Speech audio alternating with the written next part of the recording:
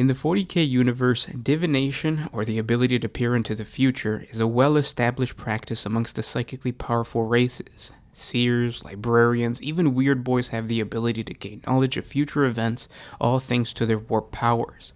But when it comes to the Necrons, these undead warriors have no psychic powers like the other races in the galaxy. Instead, it falls to the Necron Chronomancers and Astromancers. These are types of Necron cryptechs or engineers that are using their highly advanced knowledge of science and technology to manipulate the universe's fundamental forces and decipher future events with just as much accuracy as any psyker. And the most powerful and infamous of these Chronomancers is Orikan the Diviner. And with that said, I want to welcome you guys back to another 40 Facts about the 40K universe. I am your host, Gershwan, and today we're going to be talking about Orikan. This is kind of like a viewer request. I got a question from you guys in a previous episode, so I wanted to redo this 40 Facts video because the old 40 Facts video is kind of old. If you guys are new to the channel, subscribe. We post Warhammer 40K lore videos every single day. What I try to do in these 40 Facts videos is create a lore portion in the beginning, a hobby portion in the middle, and then a Q&A or a community portion at the end of the video where you guys can ask me questions about individual characters, about the 40K universe, or just if you guys want to talk about how awesome the lore of 40K is. Just comment down in the comment section below and I'll respond to it in the next 40 Facts video. But with all that said, let's get into 40 Facts on Orikan the Diviner.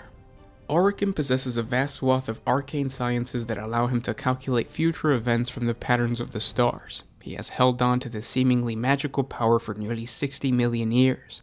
Orikan was the primary astromancer of the ancient Necron-tier empire. This is before they were even Necrons.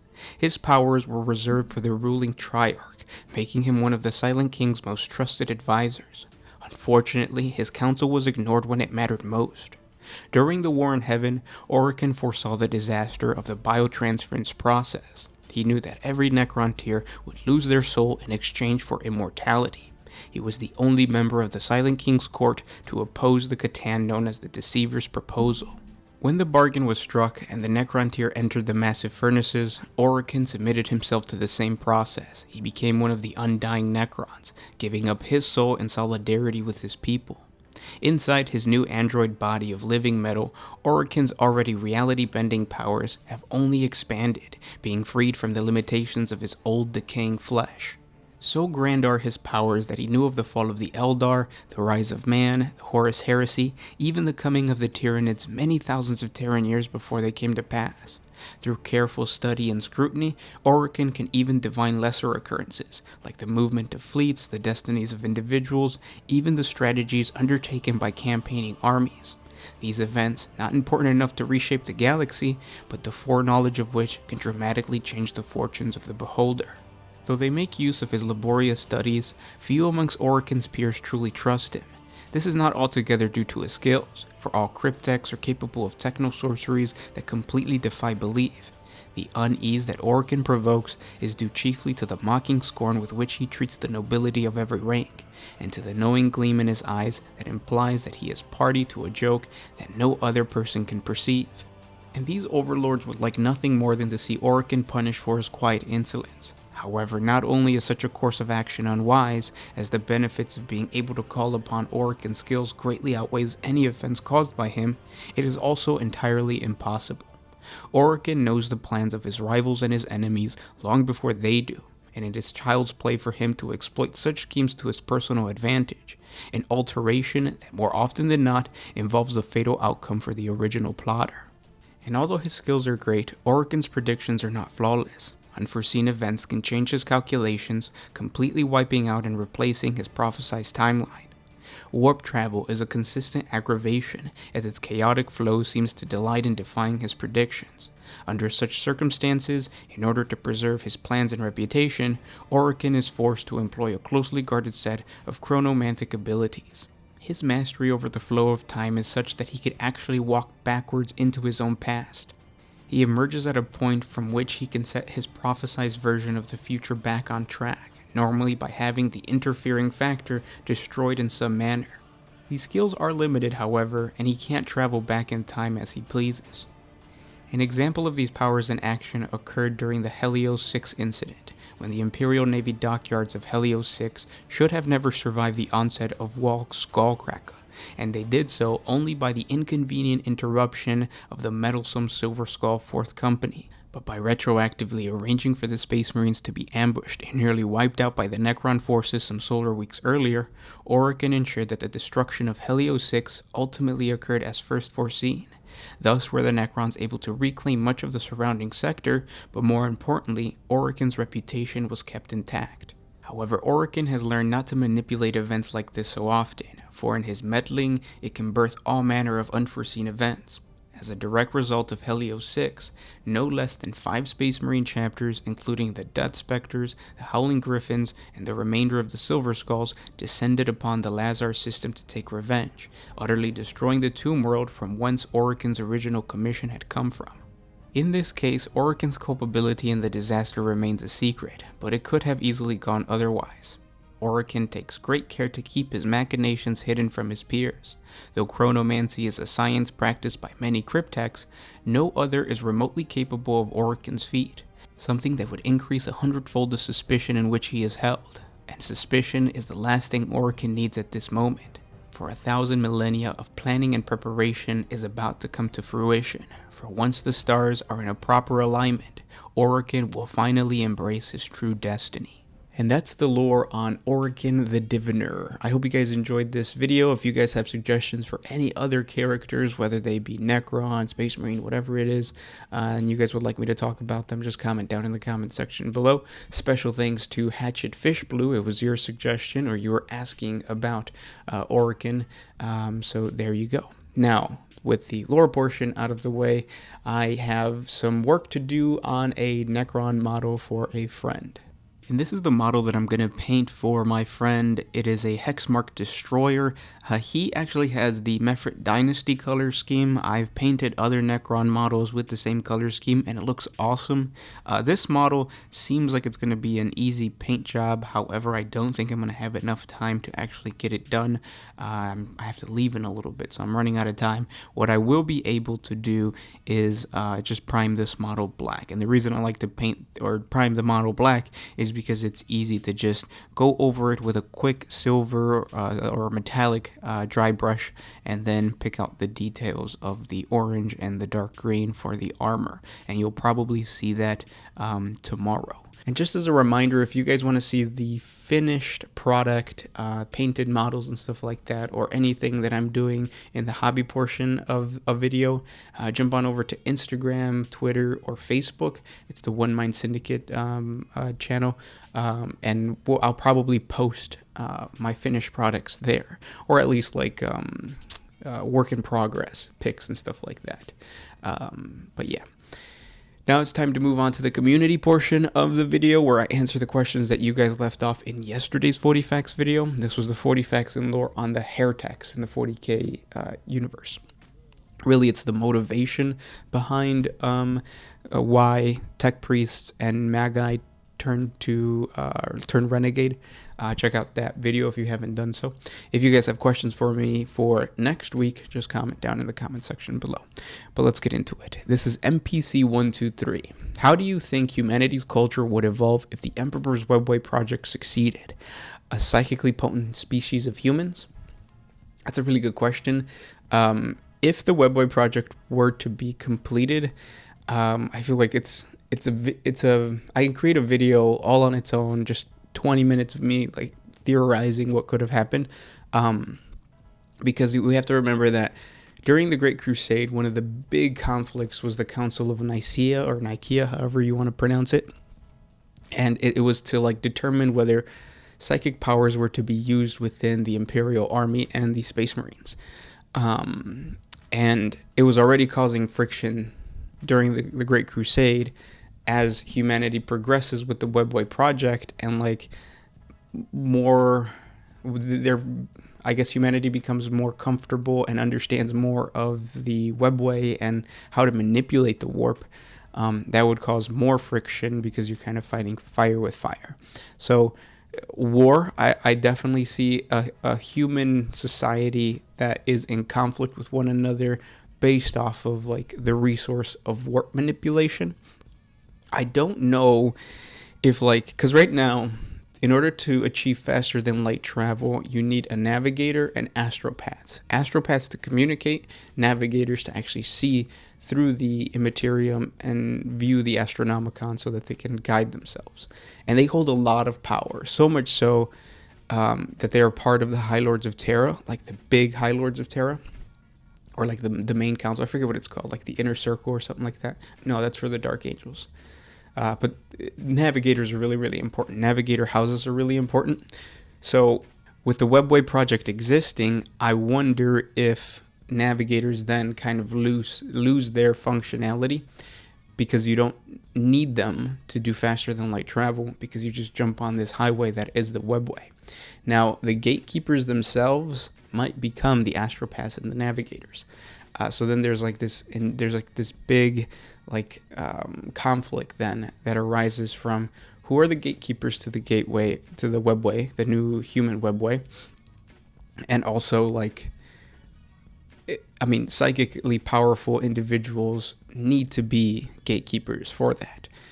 So it's almost going to be like kind of like, in order to create machines in the Navy and in order to create like war engines, Mars had to gain its own independence, or the Emperor had to kind of like strike a deal with Mars in order to get that technological advantage for his war. I feel like the Emperor would have to do a similar thing to like the psychically powerful faction that would control this Webway portal, whether that's navigators, astropaths, librarians, who knows. But yeah, like I said, this is a topic that I can theorize for a really, really long time. If you guys want to see that, just comment down in the comment section below. I don't actually think that humanity would just like all of a sudden, like more psychers would start popping up. Psychers, usually when more psychers pop up, it's a bad thing. It's usually like some type of warp anomaly is happening, like the Cicatrice Maledictum or the opening of the Eye of Terror. So not a good thing if we see more psychically powerful humans. But good question. Next comment comes from Martin Dobley.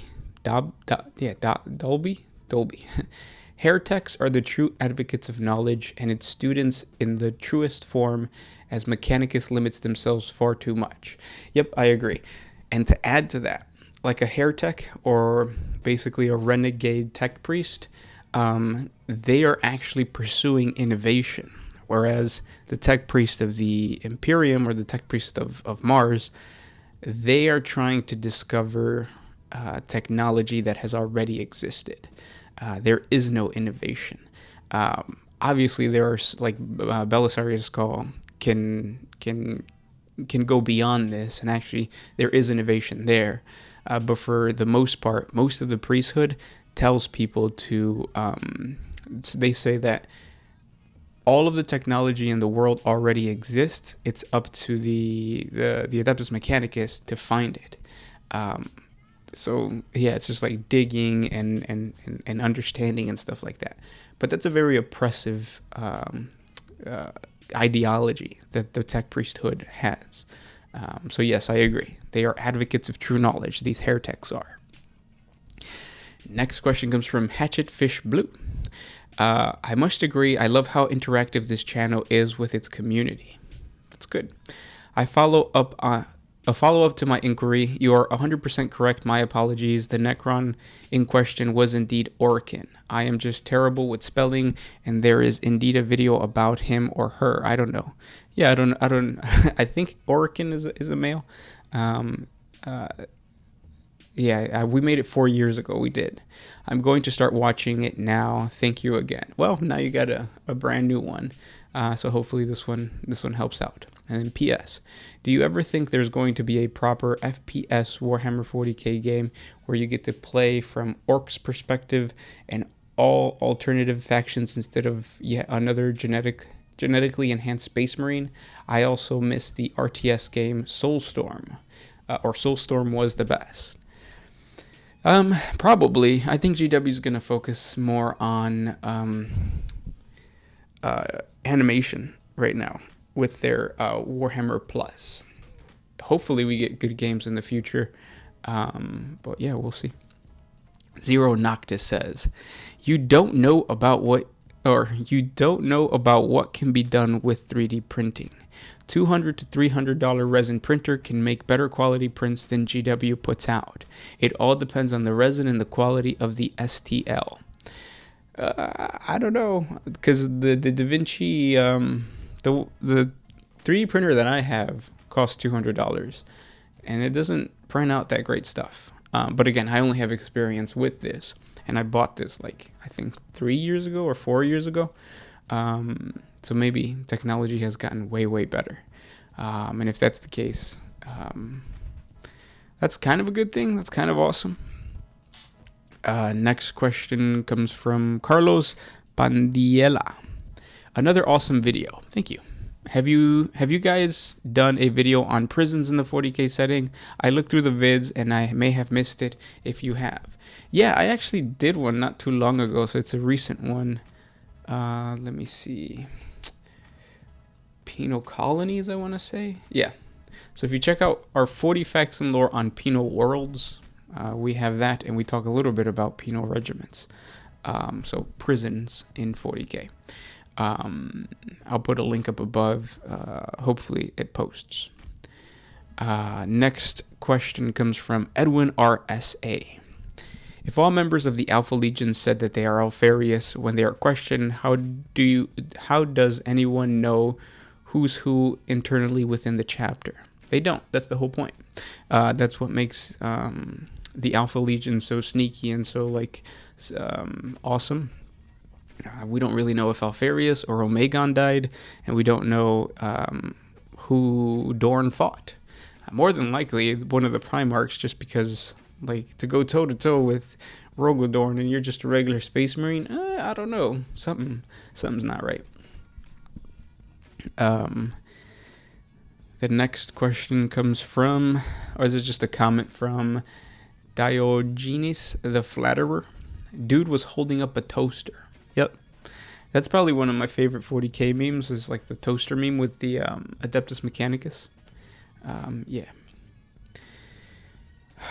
G. Rubbles asks, would it be possible for a Hairtech to hide themselves within a mechanized regiment of the Astra Militarum or a planetary defense force, perhaps repairing or upgrading vehicles from tracks to wheels, and utilizing small bits of Xeno vehicles as parts to keep the unit's vehicles operating and keep the Hairtech happy? Or would the commissariat get suspicious, wondering how technically adept commissars are? It's possible, yeah. Like if you want to create your own homebrew, like Imperial Guard Regiment, and say that I forget what they're called. Is it just like a tech priest? The ones that it's like one of the ones that follows a regiment, an armored regiment. And he's part of the Adeptus Mechanicus, and you can play him on the tabletop, whatever that model or that rank is called. But yeah, you could definitely do that. And I don't think the commissar would kill him, just because the commissars probably don't know too much about the machine spirit. And there's probably a boundary or a line. Just like a commissar would be crossing a line if he killed a Space Marine. A commissar would be crossing the line if he killed an Adeptus Mechanicus person. Depending on how important he is. Like, he can't just go up and kill a Magos or a tech priest. And I don't think he has the knowledge of what the Hairtech would be doing within the Planetary Defense Force or the Armored Regiment. So yes, it could happen. Could the commissar kill him eventually? But maybe the Hairtech is smart enough not to be too suspicious. This next question comes from Sankamirta Hirayo. Sorry, I can't really pronounce that. Why can't Arc Magos clean the warp and make it pure? Because you're not supposed to manipulate the warp. It kind of goes against the quest for knowledge. It's one of the tenets that you're not supposed to do, or you're not supposed to break. Any warp manipulation is heresy. So yeah, they can't do that, and it's probably really hard. Otherwise, they would have learned how to do it. Next question comes from, this will be the last question too. This is from Ash_Durant. Resin printing is still too cumbersome and leaves a lot of fumes and chemical waste. So I will not be reserving a room dedicated to this cause. Yeah, like I said in the previous video, technology for 3D printing is advancing, and hopefully that will change in the future. But aside from the fumes and the chemical waste, it's also really loud, and I don't like that. When my 3D printer turns on, you could hear it in like other rooms of the house, and that's kind of annoying. So, you know, there's a bunch of like pros and cons to using a 3D printer to print out 40K models. Yeah, I almost feel like, I was talking to somebody about this the other day, but like, when you go to a restaurant and you order like a certain, like a finger food, maybe an appetizer or something like that, and it's really, really good, and you go home and you try to reproduce that same appetizer, but it's a tedious process.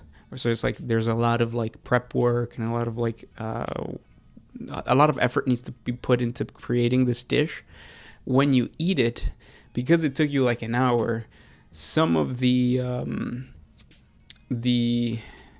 like, I don't know, some of the good stuff, some of the like good feelings of the dish is gone because you had to put in all this work into it. It's not the same as just like going to a nice restaurant, sitting down, ordering it, and having somebody else prepare it for you, and then you just eat it. And I feel like that's kind of the same thing. I would much rather just go to the store, buy the models, and then bring it back, instead of having to go through the entire process of like building the template, printing it, and all that kind of stuff. If you like it, you like it. Like, if you're a cook and you enjoy creating the appetizer, awesome. But if you're not, then you're obviously you're better off just buying it at the store. So pros and cons to everything, and the same could be said about painting models and stuff like that. It's easier just to buy pre-painted as opposed to painting it yourself. But yeah, those were the questions for today. If you guys have more questions for me, please comment down below. Thank you guys so much for listening, and if you enjoy these types of videos, hit the thumbs up button, share it with your friends. We have a Patreon. $1 a month helps us create more videos like this. Thank you, and I'll talk to you tomorrow. This is Gersh1 with One Mind Syndicate, signing out. Oh, I